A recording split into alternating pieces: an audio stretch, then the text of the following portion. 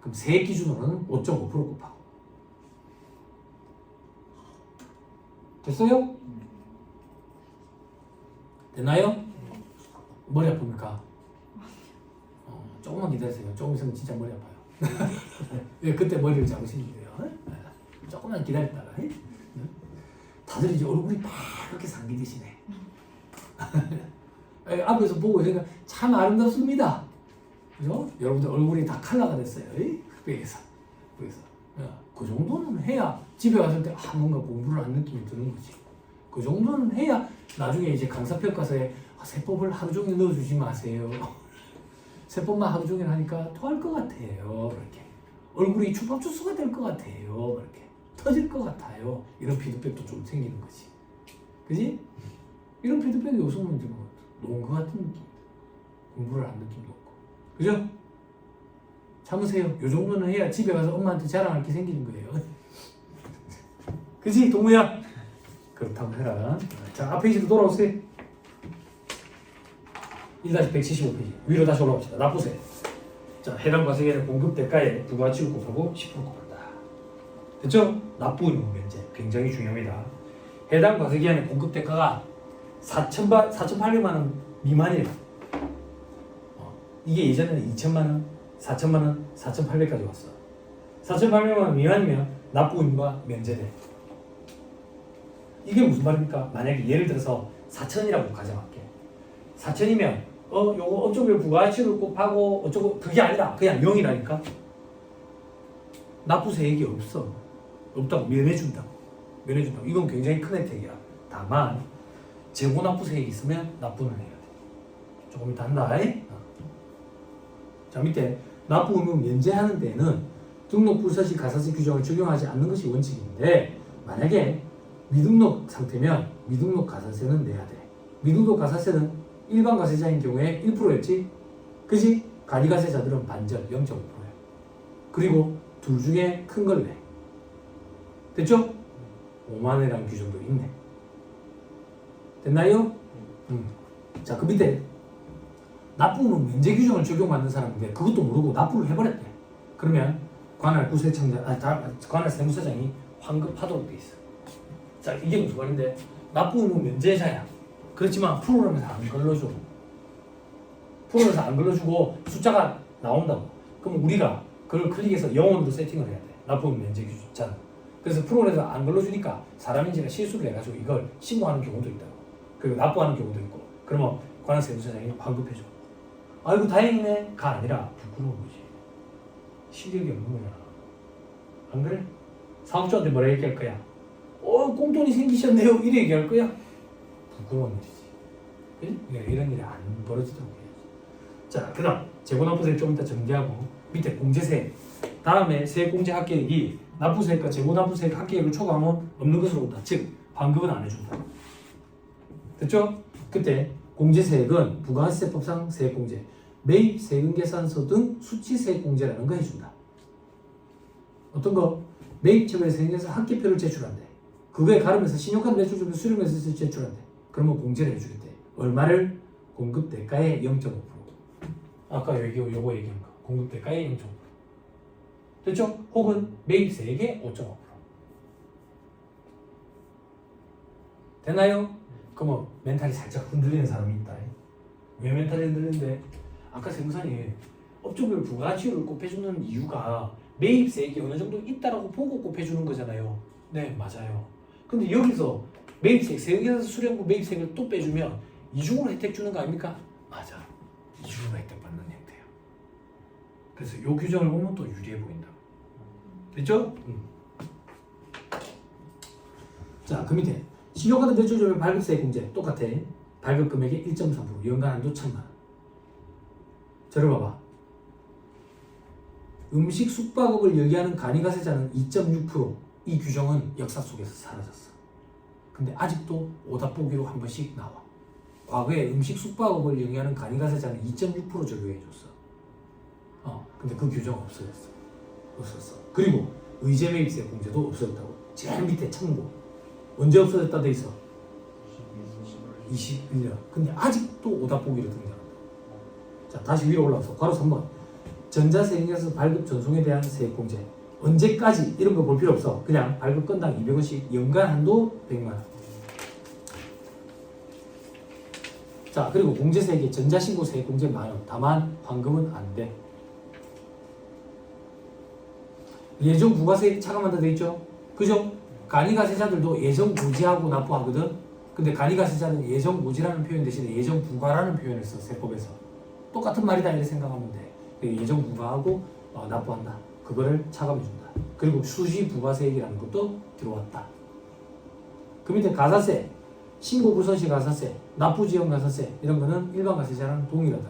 그리고 등록부서시 가사세 0.5%, 타인명의 등록부서시 가사세 일반 가세자 2%로 개정됐지. 여기는 반이니까 1%. 됐나요? 그리고 괄호 3번 세금계산서 관련된 가사세도 있다. 과거에 간이가세자는 세금계산서 발급이 금지가 되니까 세금계산서 발급과 관련된 가사세는 없었거든. 근데 세금계산서 발급이 이제 원칙이잖아. 세금계산서 발급과 관련된 가사세도 존재한다. 됐나요? 됐죠? 자, 거의 다 왔습니다. 1-178페이지. 신고와 납부. 자, 그림 여러분들 보시고 여기 밑에 이번에 내용. 예정 불가를 하고 납부한다. 직접 과세가 아니라 납부세액 50%를 반절 딱 끊어서 7월 10일까지 납부하라고 고지서가 나온다. 됐나요? 그 밑에 예정 부가와 납부 예외. 예정 신고를 할 수 있는 사람이 있어. 똑같다. 실적 부진자. 어떻게? 3분의 1에도 미달하는 자. 그게 다음 페이지 별표시 3번에 있어.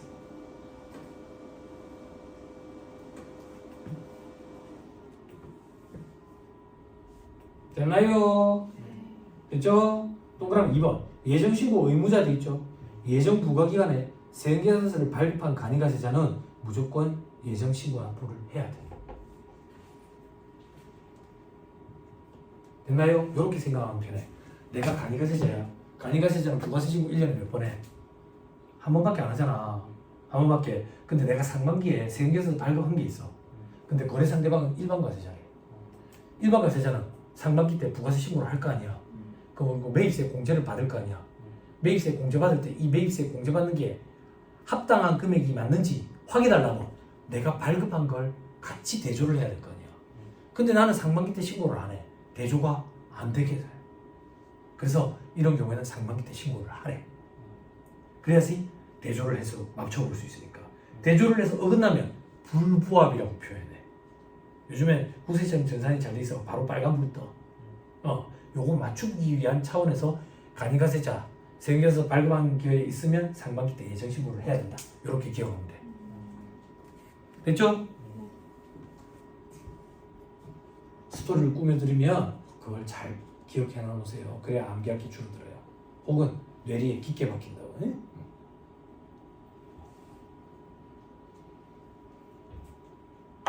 됐나요? 그 밑에 신고 납부 다음 달 25일 됐죠? 다음 페이지 별표시 2번 동그라미 1번 50만원 미만인 경우에 징수 안 한다. 됐죠? 그리고 동그라미 2번 간이에서 일반으로 변경됐대. 7월 1일부터 바뀔 거 아니야. 그러면 6월 30일까지는 간이일 거 아니야. 그때 예정 부과 이런 거 안 한다 그 얘기야. 이제 일반으로 바뀌는데. 됐지? 자, 그리고 동그라미 3번 국세징수법상 재난 등 사유로 납부할 수 없다고 인정하는 경우 똑같죠? 일반 과세자랑 됐나요? 그렇죠. 간이가세 재산 가사세 다음 페이지. 이런 건 어떻게 해야 됩니까? 일반 과세자랑 똑같다라고 생각하면 돼. 하나만 딱 조심. 바로 3번. 바로 3번. 세금계산서 미수치 가사세. 우리 일반 과세자들 세금계산서 미수치 가사세라는 게 있었어? 없지. 왜? 매입세 공제 수치가 안 되잖아. 그지? 그런데 간이가세자들은 세금계산서 발급해야 하는 사업자로부터 재화임을 공급받고 세금계산서 발급을 안 받았대. 그런 경우에 가사세를 매겨버리겠대. 됐어요? 그럼 간이가세자들은 세금계산서 무조건 받으려 하겠네. 받아야 되는 경우에는.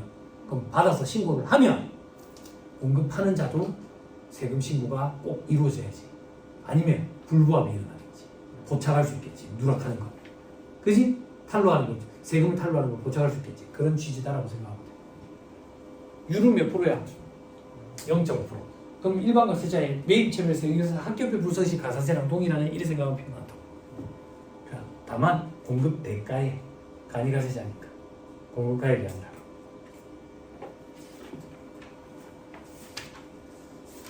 됐나요? 자, 거의 다 왔습니다. 버티세요. 중복 적용 배제 볼 필요 없고요. 둘 중에 큰 것만 다.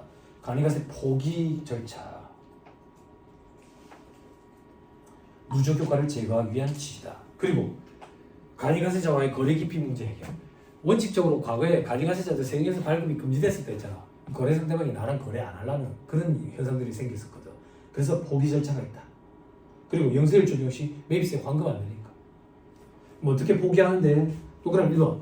간이가세자 또는 간이가세를 포기하고 일반 가세를 적용받으려면 변경된 과세 유형, 즉 일반 가세를 적용받으려는 달에 전달 마지막 날까지 포기 신고서를 제출해야 된다. 그럼 지금 몇 월이야? 5월, 6월부터 일반 가세로 돌아가고 싶어. 그럼 언제까지 포기 신청서를 제출하면 된다는 얘기야? 5월 말일까지. 하루 전날 이렇게 생각하면 돼. 됐죠? 됐죠? 자, 또 그럼 2번. 신규 사업자가 일반 가세를 적용받고 싶대. 그때는 처음부터 그냥 일반 가세로 적용하면 돼. 됐죠? 오케이, 됐습니다. 3번에 간이가세 포기 후 재적용. 왔다 갔다 장난질 치면 안 되잖아. 그지? 그래서 포기 신고 사업자는 3년이 되는 날이 속하는 과세기간까지는 간이가세 다시 못 돌아가. 면세 포기랑 주의하지. 면세 포기는 3년이 되는 날. 간이가세 포기는 3년이 되는 날이 속하는 과세기간 종료일까지. 됐죠?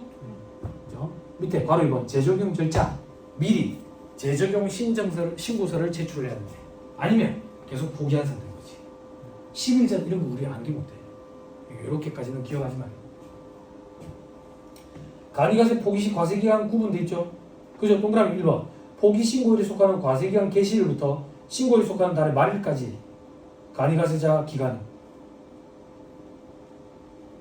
됐죠? 그게 뭔데? 올해 1월 1일부터 5월 31일까지 간이가세.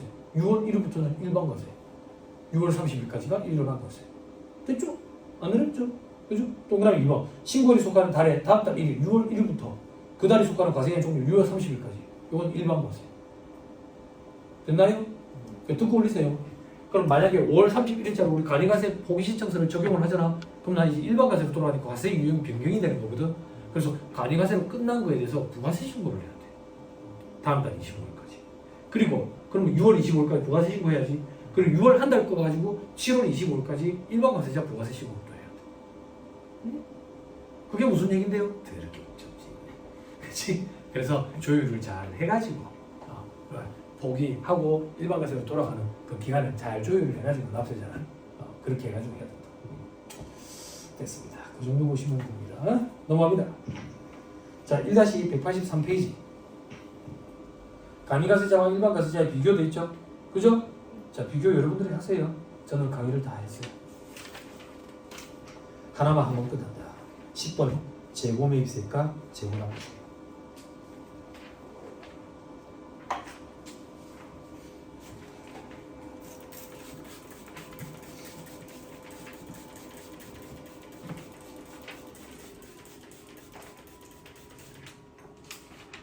설레죠? 집에 간다니까 이제 다음 주에 안 와도 돼. 내 얼굴을 볼 일도 없다고. 그죠? 물론 포기를 한다는 가정하에. 그리고 이 학원에 다시 또 안 와도 된다.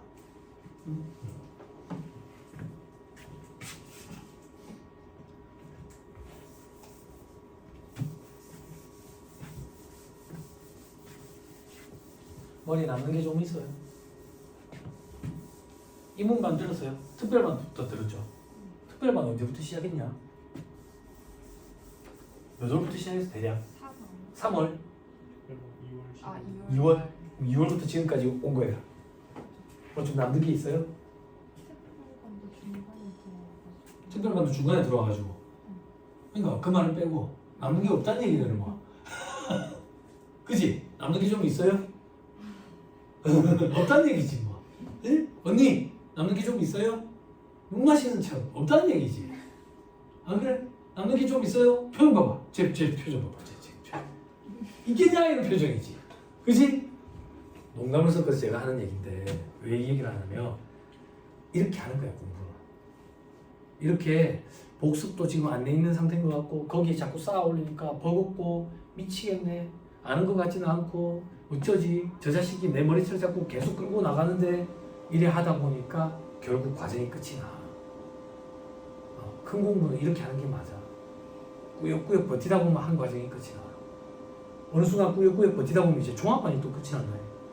꾸역꾸역 버티다 보면 객관식반 하는데 갑자기 내일 모레 시험이란다. 내가 뭔가 정립이 안 된 것 같은데 아는 것도 없이 문제만 푸는 것 같은데 1차 학교 간다. 다들 그래. 준비가 된 상태에서 시험장에 들어가는 수험생은 단 한 명도 없다. 단 한 명도.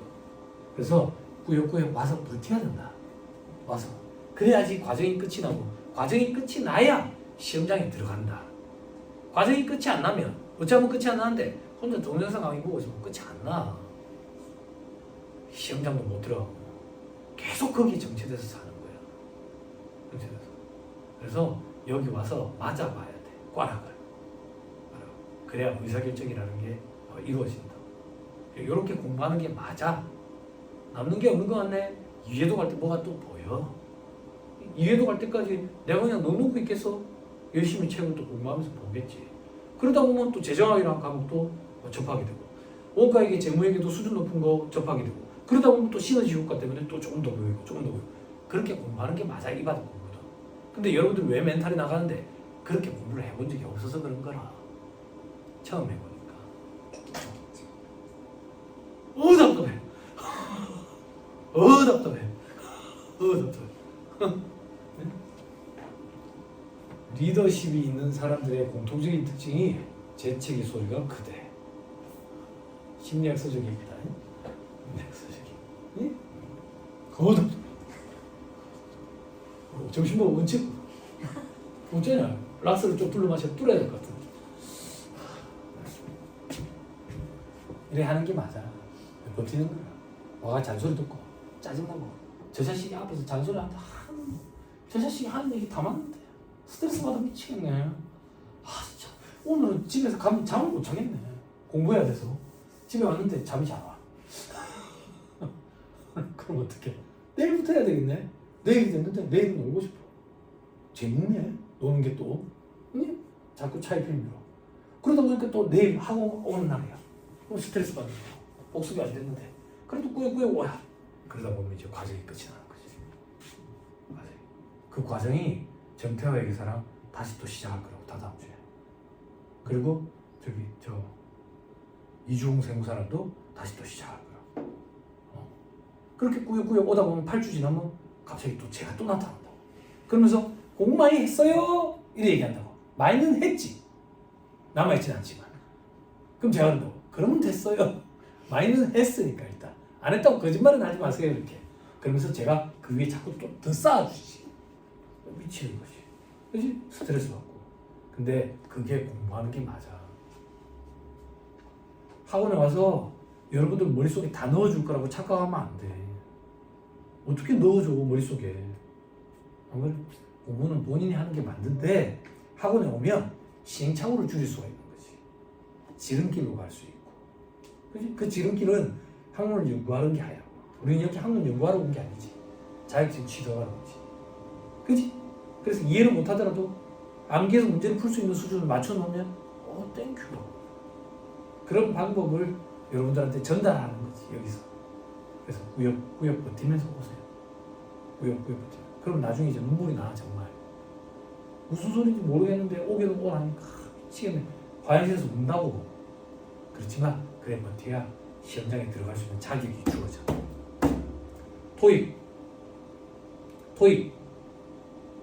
토익 아직 안 맞춰놨다. 토익 빨리 해. 발목 잡는다고. 종합반에. 시험 몇 번 봤어요? 시험 한 번 남았어요?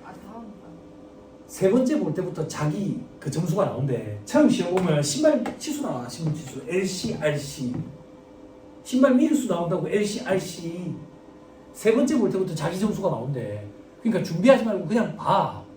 세 번째 내 점수가 나올 거니까. 하다 보면 한 2주 이렇게 디테이션 하면 감이 좀 있는 분들은 700 그냥 넘기거든. 그럴 수도 있으니까. 근데 뭐 요즘에 좀 어려졌다대. 문제 내는 사람은 호주 사람도 나왔다고, 뭐 어디 사람도 나왔다고 그러대요. 왜 그러는 거야, 피곤하게. 원나라 사람인지 그거까지 맞춰야 돼? 피곤하죠. 응? 아무튼 간에.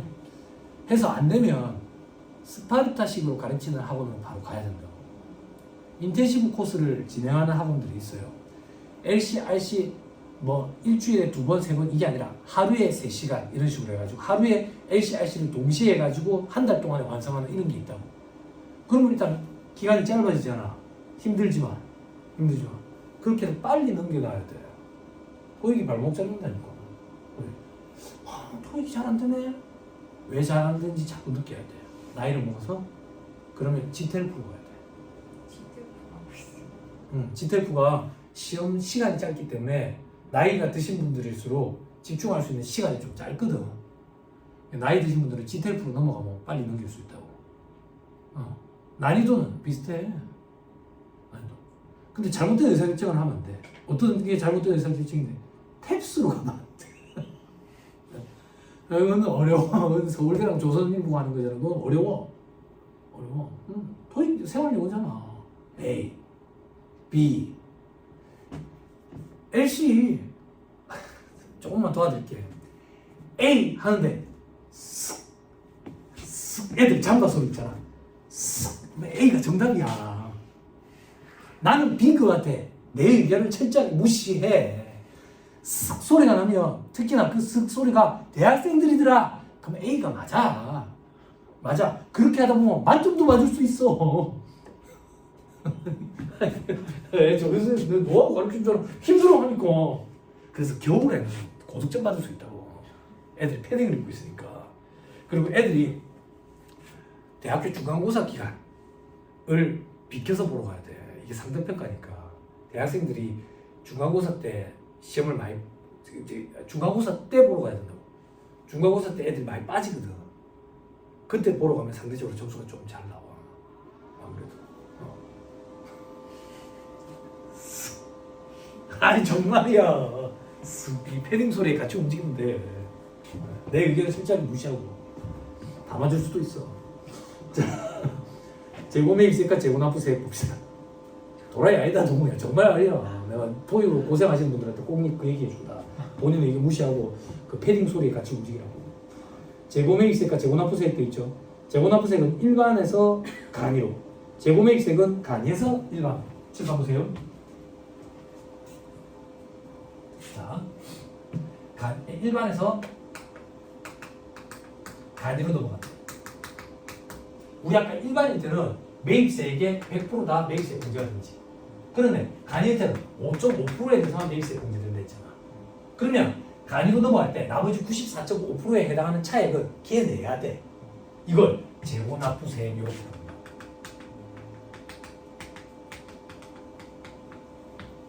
되나요? 이 재고납부세액은 간이로 되고 나서 납부하는 거야. 그래 간이가세자 계산 구조에 있는 거지. 됐죠? 그다음 반대로 간이에서 일반으로 넘어가.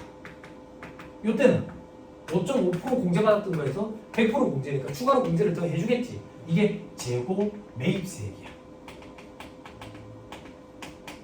요거는 일반일 때 해주겠지.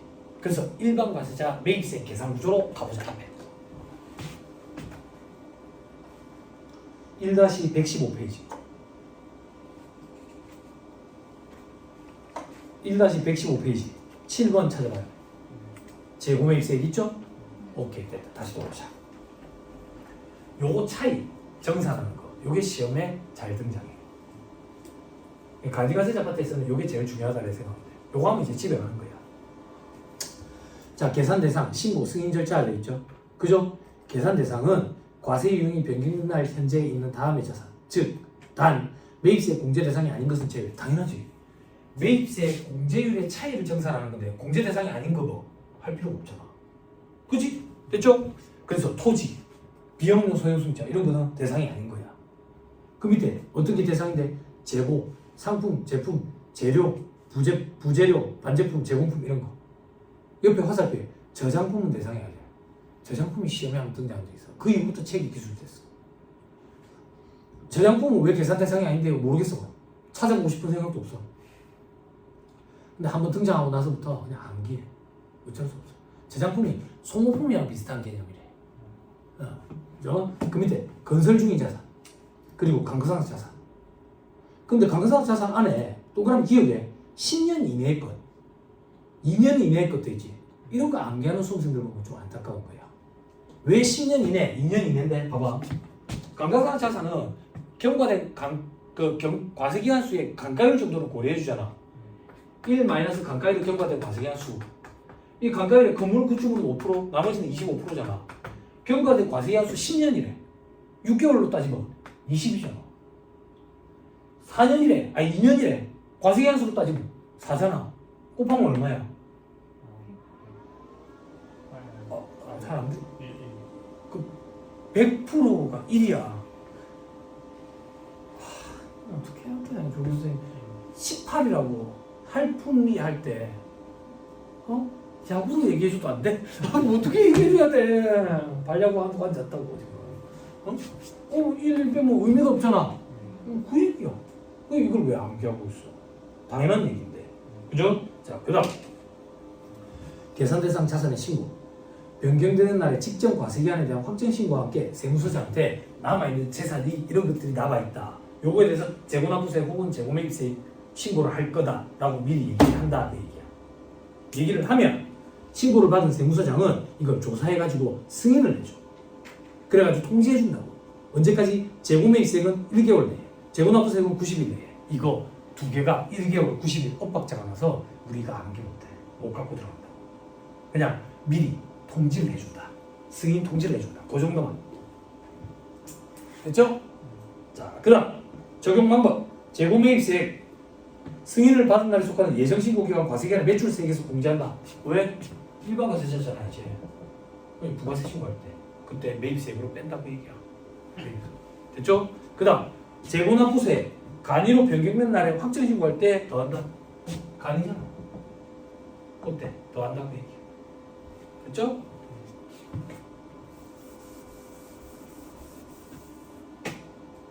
또 계산 방법이 되어 있죠. 그죠? 자, 마무리한다고요. 1-188페이지로 가보세요.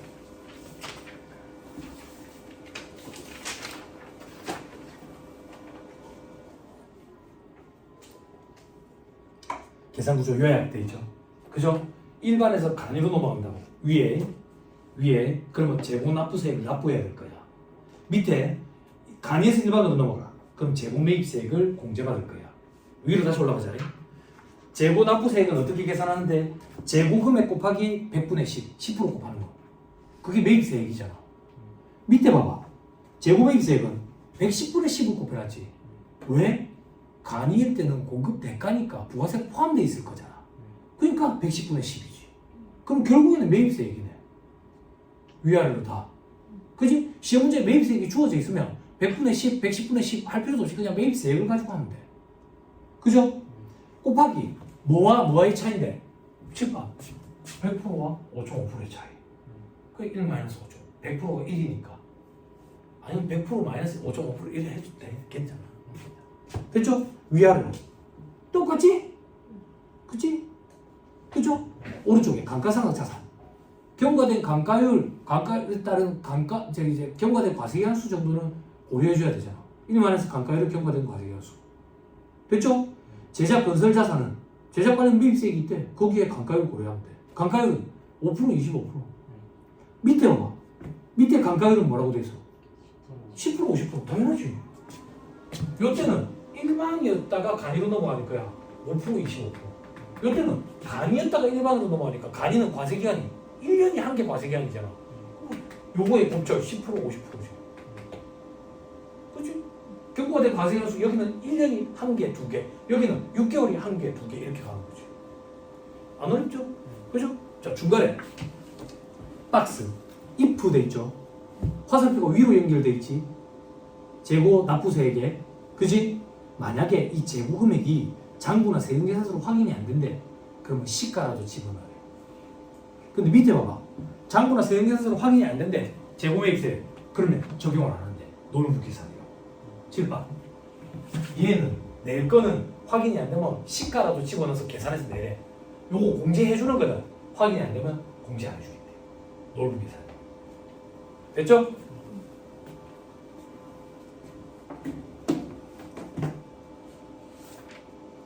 됐어요?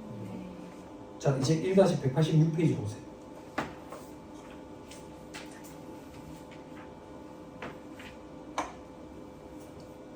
자, 계산 방법. 괄호 1번. 재고매입세. 괄호 2번부터 보자. 재고 납부세. 재고품, 재고구매 10% 곱하고 1-5.5%. 나머지 눈으로 보세요.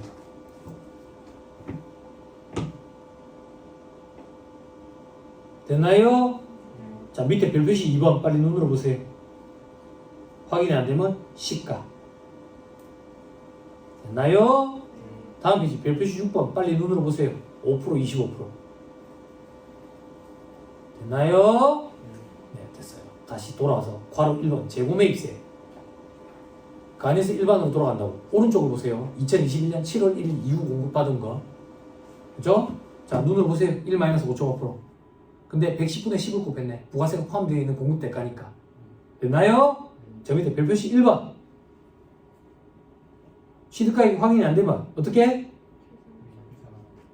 안 해준다. 됐죠?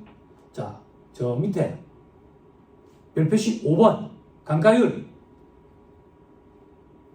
됐나요? 그죠? 간이가세자는 과세기한이 6개월이 아니라 1년이니까 감가율도 5% 25%가 아니라 1년치로 10% 50% 이렇게. 됐나요? 자, 이제 마무리합니다.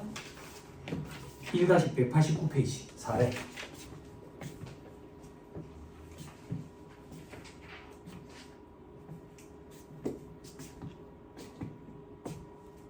짜증나죠? 아, 빨리 하고 집에 가자. 왜요? 아, 빨리 할게. 이렇게. 자, 왜? 또라이 아니야. 왜? 아쉬워. 괜찮아. 한 번도 못 온 것 같아서 아쉬워. 법인세 그때 많이 울게 돼. 네, 걱정 안 해. 거주자 각 제조업자가 2025년 7월 1일에 다음의 각 경우와 같이 과세 유형이 변경된대. 경우 1, 일반에서 간이로 바뀌어. 여기 재고납부세로 될 거야. 경우 2, 간에서 일반으로 바뀌어. 재고매입세 공제받을 거야. 위아래도 동시에 할 거야. 비교하는 형태로 보려고. 됐죠? 자, 자료. 2025년 7월 1일 현재 재고랑 남아있는 것들. 제품, 오케이. 저장품, 아까 안 한다 했지? X표 치고. 토지, 불공이니까 안 하지. 소유 소유자동차, 불공이니까 안 하지.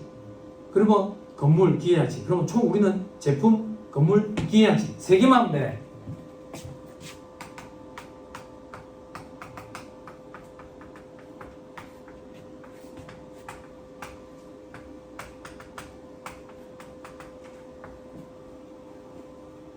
됐어요?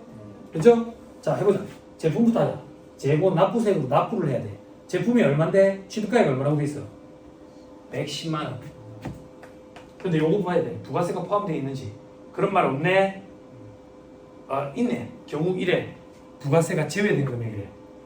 부가세가 포함 안 된 금액이네. 그럼 여기에 바로 10%를 곱하면 되겠네. 그치? 그리고 1-5.5%. 그 밑으로 오자. 밑으로 110만 원. 경우 2번에 단서 뭐라고 돼 있어? 부가세가 포함돼 있다네. 그러면 110분의 10. 됐지? 여기에 1-5.5%. 됐어요? 계산기 여러분들 뚫으시고요. 자, 이제 건물로 가자. 건물.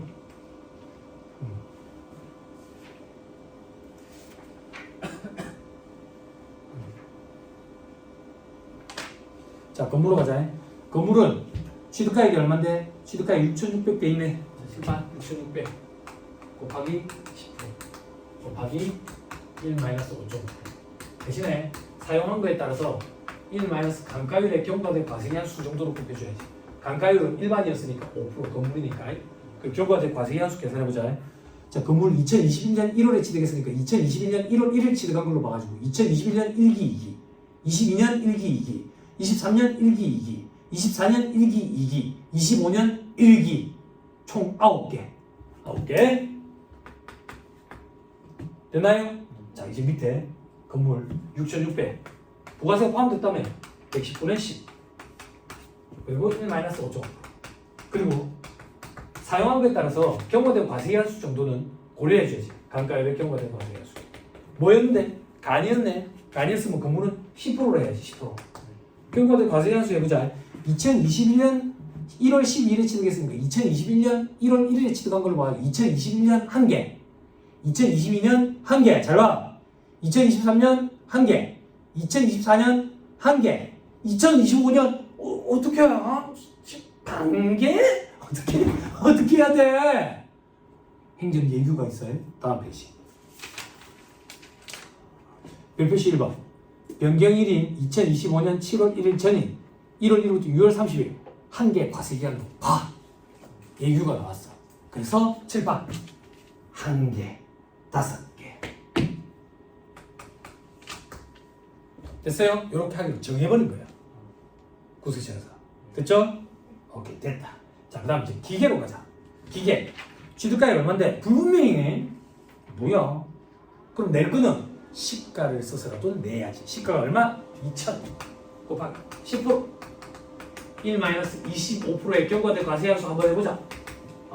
경과된 과세한수 기계. 2025년 5월에 취득했으니까 2025년 1월 1일에 취득한 걸로 봐가지고 1개. 됐죠? 됐죠? 자, 그 다음 기계 보자. 기계. 자, 언제 취득했는데? 언제 취득가액이 불분명하네. 불분명해. 됐죠? 불분명하면 어떻게 한대? 계산을 안 해. 자, 여기까지 됐어요? 여기까지 됐어요? 제가 지금 언급드린 건 뭐냐면 간이에서 일반으로 넘어갈 때 간이는 1년이 1개 과세기간인데 7월 1일에 과세유형이 변경되는 경우에는 6개월이 끼잖아. 6개월도 1개 과세기간하고 그냥 봐버린다고.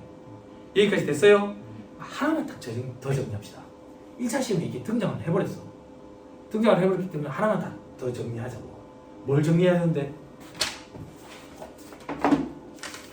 1-186페이지로 1-186페이지에 괄호 1번에 재고매입세 봐봐. 재고매입세 보니까 우리는 2020년 7월 1일 이후에 공급받은 분 요것만 봤잖아. 요것만. 그치? 근데 왼쪽에 보니까 2021년 7월 1일 전에 공급받은 분이라고 있지. 그치? 자, 요 얘기를 조금만 할게.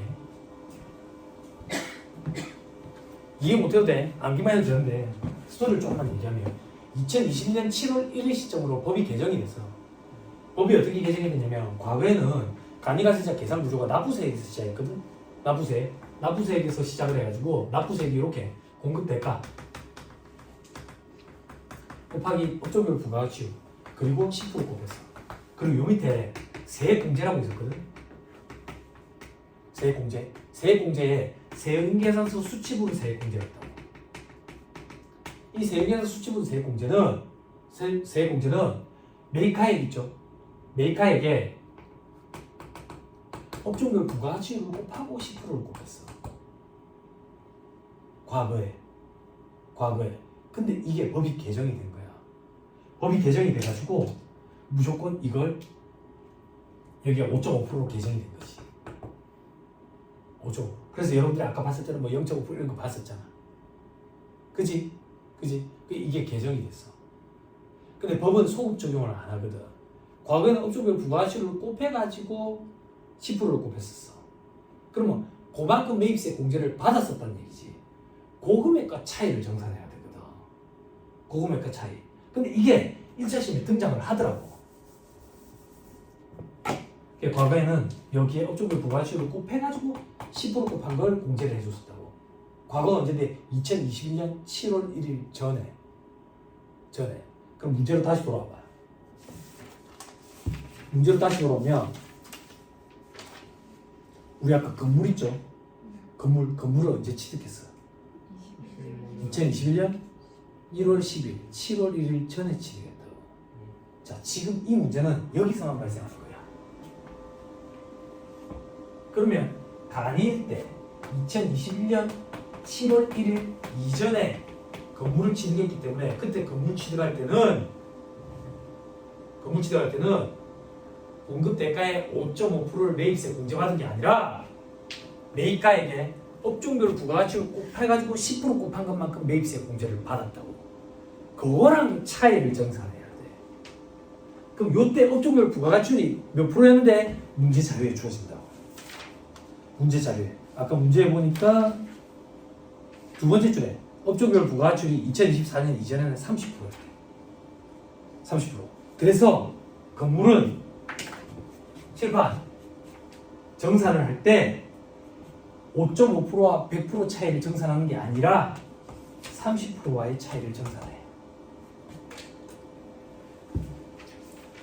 조금 힘들죠? 칠판 봐봐. 마무리 정리해줄게. 이 건물을 2021년 7월 1일 이후에 취득했으면 5.5%야. 됐어요? 이전에 취득했으면 업종별 부가가치율이 몇 프로였는지 문제에 주어질 거라고 찾아야 돼. 됐어요? 되나요? 완벽합니다. 뭐가 완벽한데? 작년에 비해서 부가가치세법 강의를 제가 실질적으로 거의 한 10시간 정도를 더 할애해서 강의를 했어요. 작년에 비해서. 더 꼼꼼하게 봤다고. 꼼꼼하게. 대신에 위에 방 올라가면 보항을 잡아가지고 소득세법을 좀 할 거야.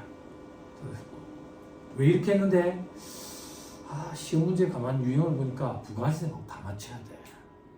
부가가치세법을 좀 더 타이트하게 봐야 되겠더라고. 법인세 소득세는 양도만 어렵기 때문에 공부를 해도 반 맞추기가 힘들거든. 그럼 수험생들이 자꾸 기타 작법을 많이 맞춰야지라는 그릇된 의사결정을 한다고. 그러면 안 되거든. 차라리 부가가치세법을 좀 더 타이트하게 보는 게 안 맞겠나 라는 판단에서 했어요. 판단해서 했고 여러분들 책에 있는 예제 답을 보면서 푸는 거예요 원래. 그러다가 나중에 답 없이 푸는 거예요. 그렇게 풀고 오늘 모의고사 제가 출제한 거 시험을 아마 안 보시고 집에 가실 거예요. 갖고만 가겠죠. 피곤하니까. 그죠? 그럼 그 60몇 문제를 천천히 집에서 한번 봐봐. 그 문제가 객관식 세법 책에 있는 문제야. 그래서 너무 스트레스는 받지 말고 어차피 객관식반 가면 할 거거든. 지금은 잘 안 풀릴 거야. 왜? 아직 내공이 그 정도 안 됐어. 그럼 이 자식아 그러면 우리 내공에 맞춰가 문제 출제해 주면 되지. 그 문제는 시험에 안 나와. 그럼 뭐한다고 의미 없는 짓을 해. 그지? 그래서 기출문제 위주로 뽑아가지고 출제를 해놨어요. 그걸 보고 스트레스도 한번 받아보고 스트레스도 이 정도 수준으로 나오는구나. 근데 나도 되겠지. 시간이 지나면. 그렇게 생각하시면 돼. 됐죠? 그리고 여러분들이 종합반 올라오게 되면 법인세법부터 강의를 시작한다고. 그러면 법인세법 강의는 재무회계 원가관리회계가 돼 있는 상태에서 쌓아 올리는 개념이거든. 회계랑 차이점을 보기 때문에 그러려면 회계가 복습이 된 상태로 강의 때 들어와야 돼. 응? 됐죠? 어떻게 복습을 하는 소리야? 재무회계 원가관리회계 끝나자마자 다음 주가 니잖아. 그러니까 미리 사전에 해놨어야지. 핑계밖에 안 돼. 그래서 종합반 스케줄 첫째 주 강의 딱 듣자마자 느낄 거야. 살인적인 스케줄이라는 거. 그래도 서울보다 나아. 서울은 그게 일주일에 2번씩 있다고. 2번씩. 그리고 우리는 특별반에서 일단 세법이라도 한 큐 맞아봤다고. 어느 정도 이제 감이 생겼을 거예요. 어떻게 공부에 임해야 되는지. 그죠? 그리고 너무 처부터 달리면 포기하게 돼. 너 그럼 많이 하지 마라. 너무 공부 알았지? 스탑워치 맞춰가지고 지금은 7시간 정도도 충분해. 그거 가지고 뭐가 충분한데요? 배운 게 없으니까. 배운 게 없으니까 내 거밖에 더 있어? 종합반 때는 하루에 9시간 순수 공부 시간을 찍어도 부족하다고 느낄 거예요. 그런데 오늘 밤새고 뒷날 퍼즐로 자고 DB 쪽으로 거예요. 꾸준하게 해야 되는 거야. 꾸준하게. 그렇게 꾸준하게 하려면 체력이 받쳐줘야 돼. 조금이라도 여유 있을 때 체력을 만들어내는 거. 하체 운동. 하체 운동. 됐죠? 그래서 종합반 7월 말, 8월 초, 언제가 될지 모르겠지만 그때 업그레이드 돼 있어야 돼. 외모만 업그레이드 돼 있으면 안 돼. 그때 되면 외모를 딱 보면 이제 누가 봐도 고시생이거든. 그런 업그레이드 말고 내면적으로 업그레이드가 좀 돼 있어. 자, 이 정도 하시죠. 강의 듣느라 고생 많았습니다. 수고하셨습니다.